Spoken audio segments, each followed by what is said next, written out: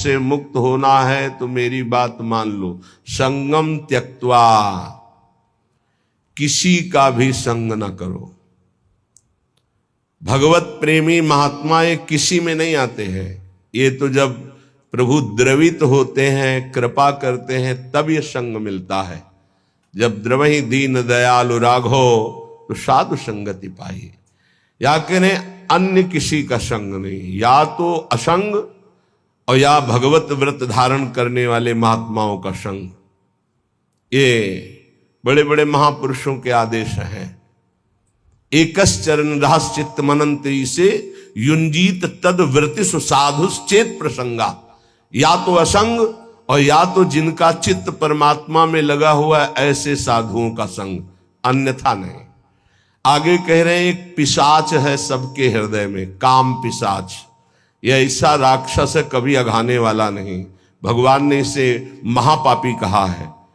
और ये महासनो, बहुत खाने वाला लेकिन कभी ना खाने वाला, अर्थात भोगते भोगते मर जाओ पर कभी तृप्त नहीं हो सकते। इसलिए ये जो पुरुष शरीर का आकर्षण विपरीत शरीरों के प्रति है, ये राक्षसी भाव है।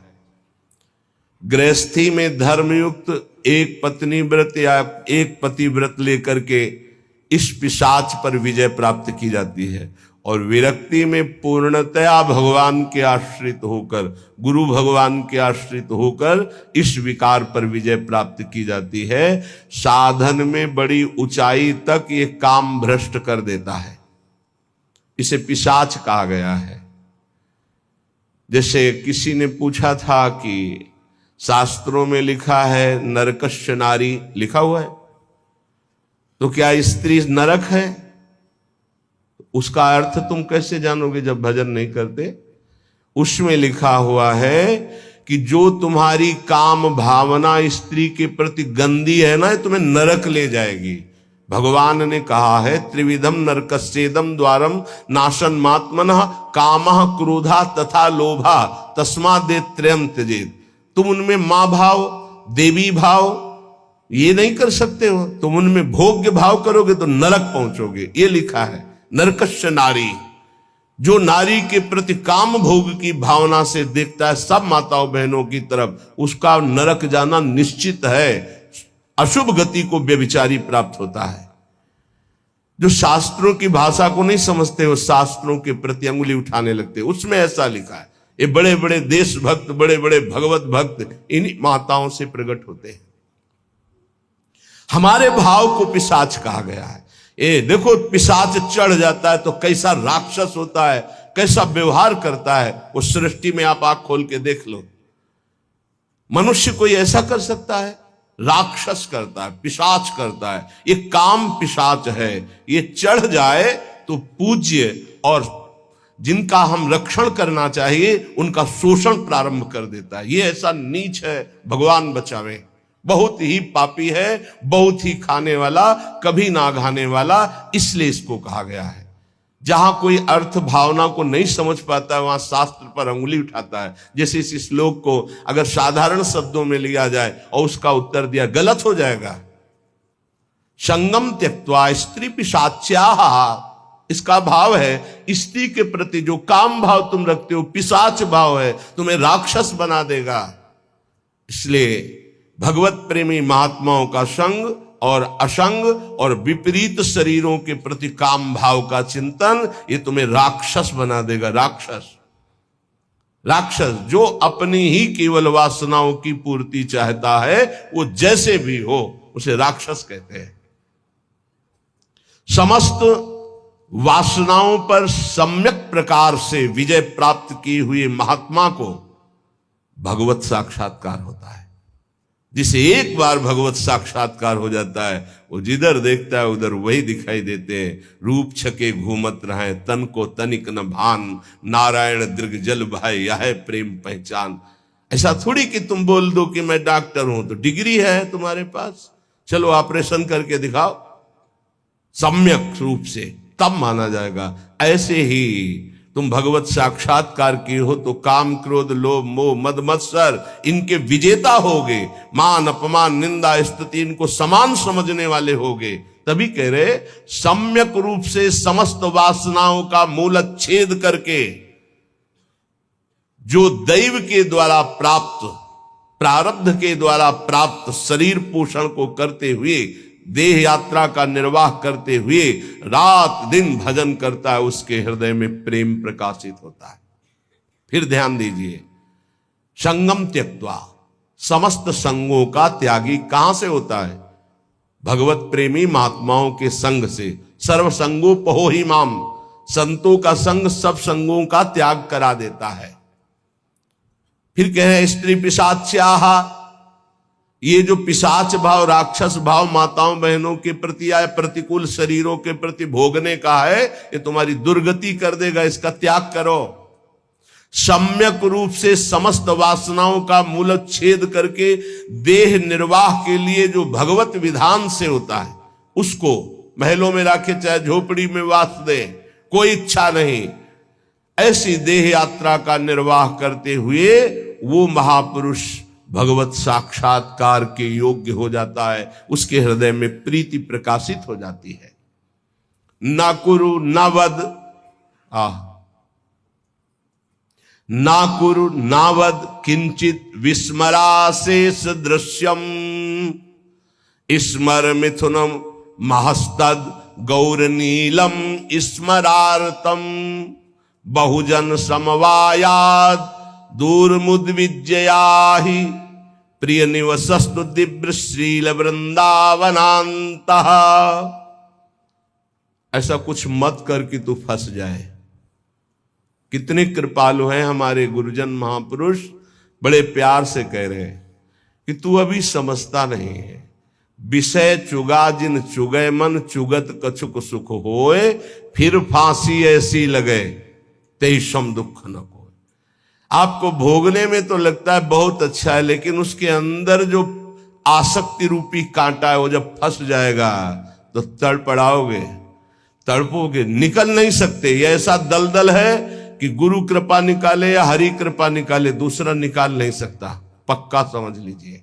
जानते हुए भी कि ये गलत है, नहीं करना चाहिए, आप वही करोगे। यदि आपके हृदय में गुरु चरणों का आश्रय और नाम जप नहीं, तो तुम्हारी ताकत नहीं कि तुम रुक जाओ। कह रहे ना करो, ऐसा कुछ मत कर कि तू फंस जाए, फिर निकलना मुश्किल हो जाए। श्री जी की कृपा ही निकालती है, ये पक्की बात समझ लो। श्री जी की कृपा निकालती है। जो भरोसे पे है वो कभी डूब नहीं सकता। जो गुरुजनों का भरोसा लिए वो कभी नहीं डूब सकता है। विश्वास रखो, चाहे जितना पतित हो गया हो, चाहे जितना नीचे गिर गया हो, एक दिन वो चमकेगा। जैसे नाव बहुत बढ़िया है लेकिन खेवैया नहीं है, तो नाव जर्जर हो और खेवैया चतुर हो तो निकाल ले जाएगा, विश्वास करो, निकाल ले जाएगा। माना आप साधनहीन बहुत पतित हो, लेकिन गुरुदेव का आश्रय ले लिया। बहुत बड़े महापुरुष श्री संत पलटू जी बहुत बड़े नाम जापक रहे, बहुत बड़े नाम जापक, रात दिन उनके हृदय में नाम चलता। पूज्यपाद उड़िया बाबा जी विशेष आदर करते थे श्री पलटू साहब का। वो कह रहे नाव मिली केवट नहीं, कैसे उतरे पार, कैसे उतरे पार, पथिक विश्वास न आवे। महापुरुषों के वचन बहुत ध्यान से सुनिएगा।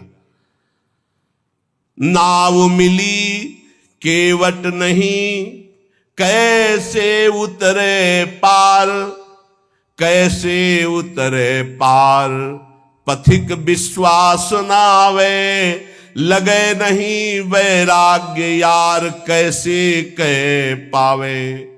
मन में धरे न ज्ञान, नहीं सत्संगति रहनी।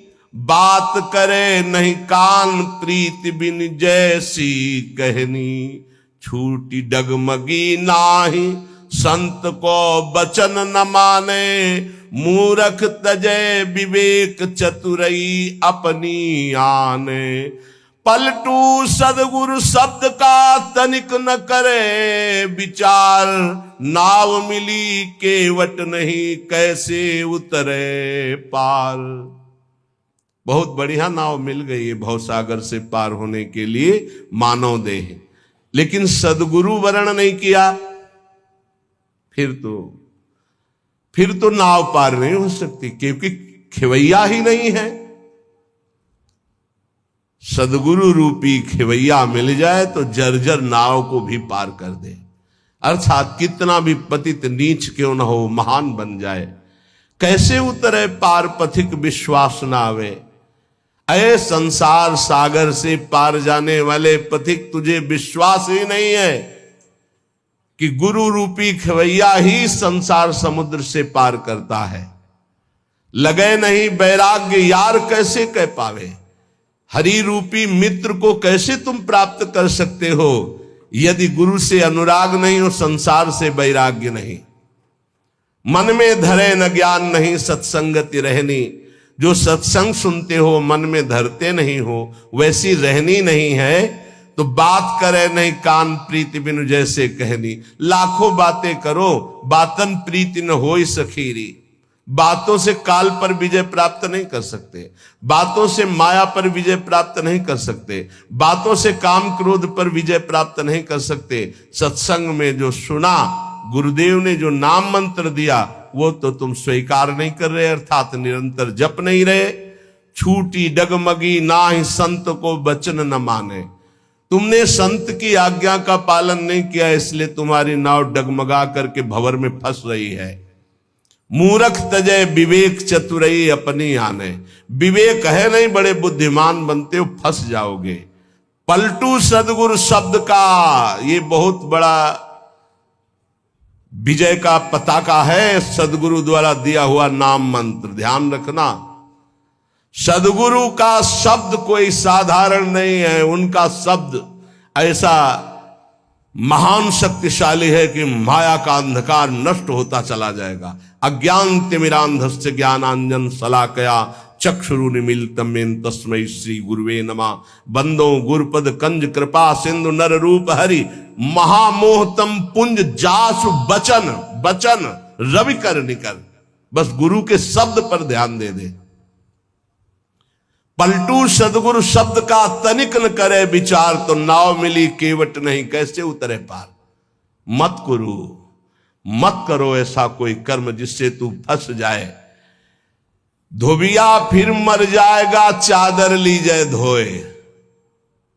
ये बहुत सुंदर मानव देह मिला है, बहुत गंदगी में इसको डुबो रहे हो, मन मानी आचरण कर रहे हो, बहुत भोगना पड़ेगा। अभी समझ में नहीं आ रहा है, अभी इसलिए समझ में नहीं आ रहा कि समय है। चाहे जो बोलो, चाहे पाप कर्म बोलो, चाहे पुण्य कर्म, कोई बोलने वाला नहीं तुम्हें। लेकिन जब फसल काटोगे तब पता चलेगा तुमने बोया क्या था। माना कि अब फसल में बहुत बढ़िया आम और अंगूर की बेल लगा दी, लेकिन पीछे बम्बूल बोए हो तो आम खाने को अभी नहीं मिलेंगे। ये आगे की फसल है, अभी काटो पीछे की फसल। इसीलिए बड़े बड़े साधकों को, संतों को देखा जाता है शारीरिक दंड भोगते हुए, क्योंकि वो पिछली फसल है। तो तुम कैसे बच जाओगे? तुम दान पुण्य करके बच जाओगे? नहीं, इसलिए अभी समय है, अभी समय है। धोबिया फिर मर जाएगा चादर लीजे धोए। डंके की चोट में कबीरदास जी कहते हैं, चदरिया झीनी रे झीनी, हमको जैसी दी थी वैसी की वैसी धरी दीनी, चदरिया झीनी रे झीनी। आज तक इस चादर को कभी गंदा दाग नहीं लगने दिया। हे हरि, जैसा दिया था वैसा वापस। चादर लीजे धोए, मैल है बहुत समानी, बहुत जन्मों से तुम्हारे मन में गंदगी भरी है। चल सदगुरु के घाट, भरा जा निर्मल पानी। इस मन तन बुद्धि इनकी गंदगी कहां धोई जाती है? सदगुरु के दरबार में। चल सदगुरु के घाट, भरा जा निर्मल पानी। निर्मल पानी ज्ञान, ऐसा नहीं करना चाहिए। ऐसा करो, ऐसा नहीं करना चाहिए। अगर आप बात मान गए तो पुराने पाप भस्म हो जाएंगे, नया पाप बनेगा नहीं, और जिससे शरीर की रचना होगी उसे भोग लो। नाम जप करते हुए ऐसी सामर्थ आ जाएगी। चादर भई पुरानी, दिनों दिन बार न की जाए, देर मत कर, पता नहीं कब मर जाएगा, कब शरीर छूट जाएगा, कोई भरोसा नहीं, कोई भरोसा नहीं। रोज फूल लेने आते थे हितधाम, 2-3 दिन जब नहीं आए तो बगीचा था ना फूलों का, तो माली से पूछा कि वो दिखाई नहीं देते, तो उनका तो पधार गए। अरे इतने स्वस्थ एकदम तेजस्वी कैसे पधार गए? बोले दिल फेल हो गया। वो आसन में बैठे थे, श्री जी का प्रसाद ला रहे थे, प्रसाद सामने पहुंच नहीं पाया और वो पहुंच गए, शरीर छूट गया। बहुत हृदय में कि अरे इतनी स्वस्थ, इतनी कम अवस्था। चादर भई पुरानी, दिनों दिन बार न कीजिए, देर मत कीजिए, धो डालिए, पता नहीं कब छूट जाए शरीर। कैसे? सत्संगत में सौंद ज्ञान का साबुन दीजिए, छूटे कलमल दाग नाम का कलप लगावे, चलिए चादर ओढ़ बहुर नहीं भव जल आवे, पलटू ऐसा कीजिए मन नहीं मैला होए, धोबिया फिर मर जाएगा चादर लीजिए धोए। क्या बात, क्या महापुरुषों की बात। सत्संग रूपी साबुन लगाकर मन के मैल को मिटा दो। जो सत्संग में सुन रहे हो, जो गुरुदेव ने नाम दिया है वो तुम्हें निर्मल कर देगा जितना अधिक जपोगे। अगर नाम जप नहीं किया, सत्संग की बातें जीवन में नहीं उतारी, ये गंदगी छूटने वाली नहीं। कोई त्रिभुवन में ऐसा साबुन नहीं बना कि तुम्हारे मन को साफ कर सके, वो केवल गुरु प्रदत्त नाम और सत्संग। दीपक बारा नाम का महल भया उजियार, ये देखो, महल भया उजियार नाम का तेज विराजा, शब्द किया प्रकाश मानसर ऊपर छाजा, दसों दिशा भई शुद्ध बुद्ध भई निर्मल साची, छूटी कुमति की गांठ सुमति प्रगट होए नाची, होत 36 राग दाग त्रिगुण का छूटा, पूरन प्रगटे भाग करम का कलसा फूटा, पलटू अंधियारी मिटी बाती दीन्ही टार, और दीपक बारा नाम का तो महल भया उजियार। हे अमृत है इन महापुरुषों का अनुभव। दीपक बारा नाम का महल भया उजियार। जिस समय राधा राधा राधा राधा राधा राधा अज्ञान अंधकार नष्ट हो गया। गोस्वामी जी का अनुभव है, तुलसीदास जी महाराज का।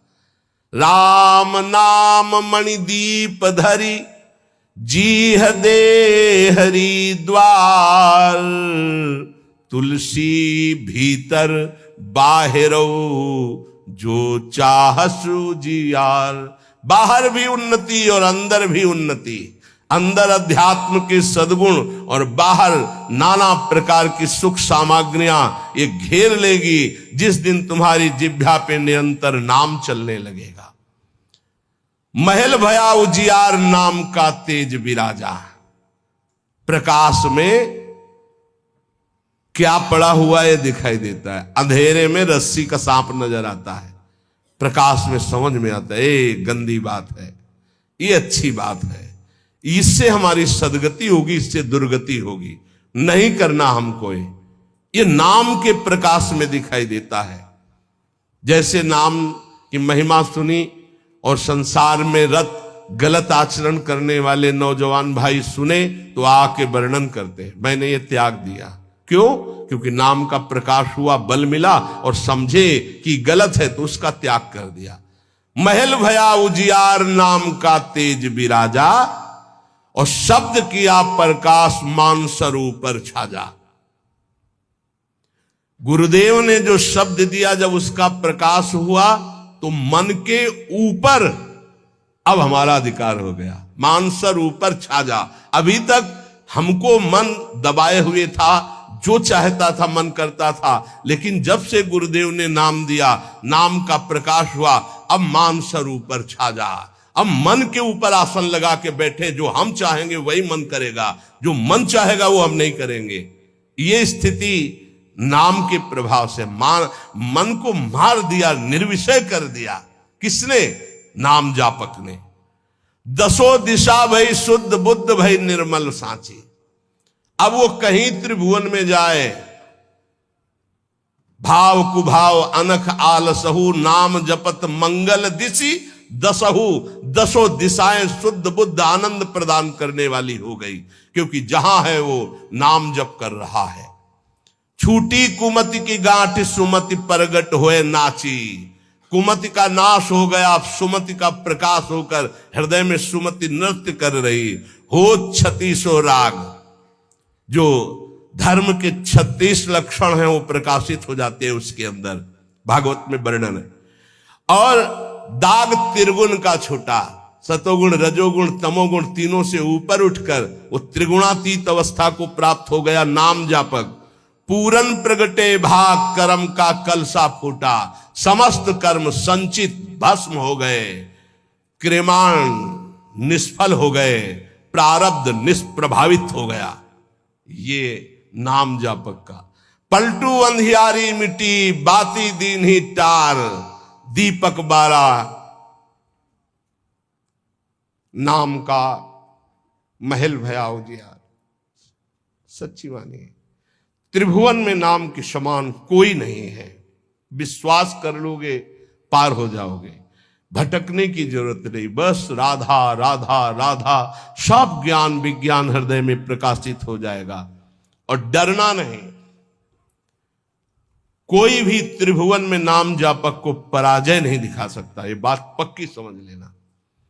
कभी भी हरि का एक स्वभाव है, कोई उनको गाली दे दे, अपमान कर दे, उनकी निंदा कर दे, वो पिता के समान सह लेते हैं, क्षमा कर देते हैं। लेकिन उनके भक्त का अपमान कर दे तो राम रोष पावक सो जरई। जो अपमान भक्त कर करई, तुम चुप रहना, तुम मत बोलना। जो अपमान भक्त कर करई, राम रोष पावक सो जरई। पलटू साहब कह रहे, नाम जापक कभी डरना मत, कभी भय मत करना और कभी लड़ना मत। हरि अपनो अपमान सह जन की सही न जाए। हरि का अपमान कर दोगे सह जाएंगे, कैसे भी। वो बड़े कृपालु हैं, अनंत माताओं का प्यार रखते हैं, चल उद्दंडता कर ले। हरि अपनो अपमान से जन की सही न जाए। जन की सही न जाए, दुर्वासा की क्या गति कीन्ही। महान तपस्वी, दूब का रस पीने वाला, बलकल की लंगोटी लगाने वाला, उनको ये भ्रम हो गया कि चक्रवर्ती सम्राट रानियों के बीच में रहने वाला मेरे से बढ़कर भजनानंदी कैसे हो सकता है।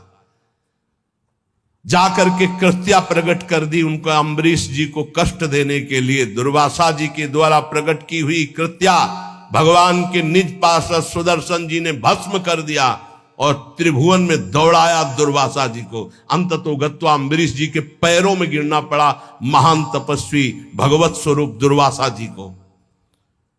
जन की सही न जाए, दुर्वासा की क्या गति कीन्हा। और भुवन चतुर्दश फिरे सबे दुरियाए जो दीन्हा। सबसे पहले भाग कर गए भगवान शंकर की शरण में, क्योंकि भगवान शंकर के अंश से प्रकट हुए दुर्वासा जी है। भगवान शंकर ने कहा, मैं हरि का द्रोह करने वाले को तो विचार पूर्वक रास्ता बता सकता हूं, लेकिन हरिदास का, भगवान के भक्त का द्रोह कर दे, ये मेरी सामर्थ्य नहीं कि मैं इस समय सुदर्शन को प्रार्थना करके रोक सकूं या तुम्हें कैलाश में रख सकूं। तुरंत यहां से निकलो।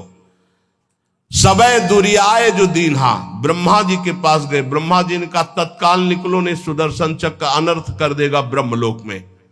हरि के पास गए और कहा आपका एक व्रत है कि मेरी शरण में चाहे जितना बड़ा अपराधी आ जाए मैं कभी त्यागता नहीं हूं। तो भगवान ने कहा अपराधी कितना भी बड़ा चराचर जगत का हो मैं उसे शरण दे सकता हूं, लेकिन मेरे भक्त का अपराधी, उसके लिए कोई गुंजाइश नहीं। अब ये सुदर्शन मेरी आज्ञा में नहीं है। अगर अम्बरीश जी कह देंगे तो ये